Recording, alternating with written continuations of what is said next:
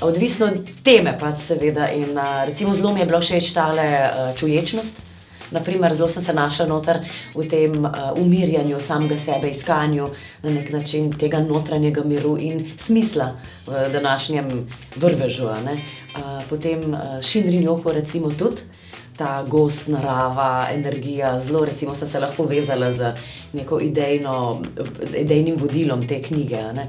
In pa recimo Zala ta mala, a ne, ki jo imam tukaj, se mi zdi ena taka zelo zanimiv priročnik, kot piše tukaj, v negi in uporabi ženskih spolnih organov, a ne.